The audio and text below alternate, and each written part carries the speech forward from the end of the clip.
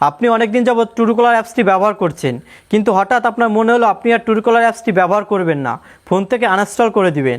Uninstall করার আগে অবশ্যই আপনার ফোনে এই কাজটি করে নিন, না হয় আপনি পরবর্তীতে অনেক প্রবলেমে পড়তে পারেন।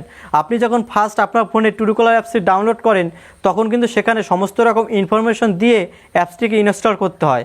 তাই আপনি যখনই আপনার ফোন থেকে অ্যাপসটিকে আনইনস্টল করে দিবেন, তারপরও কিন্তু সেই অ্যাপসের মধ্যে আপনার ডাটাগুলো থেকে যাবে, যে কারণে আপনি কিন্তু পরবর্তীতে অনেক প্রবলেমে পড়তে পারেন।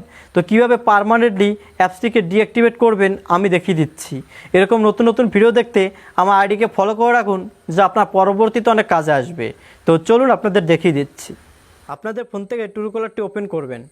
ওপেন করার পর উপর দিকে এই প্রোফাইল ফটোটির উপর ক্লিক করবেন। তারপর এখান থেকে এই সেটিংসের মতো লোগোটির উপর ক্লিক করবেন।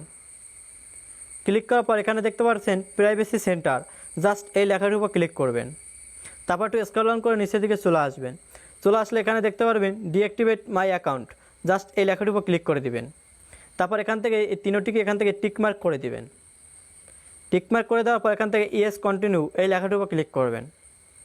জাস্ট আরেকবার কন্টিনিউতে ক্লিক করবেন। তারপর এখান থেকে যে কোনো একটি সিলেক্ট করে দিবেন। তারপর এখান থেকে কন্টিনিউতে ক্লিক করবেন। তারপর জাস্ট আরেকবার কন্টিনিউতে ক্লিক করে দিবেন। তারপর কিন্তু আপনার ট্রুকলার অ্যাপসটি পার্মানেন্টলি ডিঅ্যাক্টিভেট হয়ে যাবে। That's it.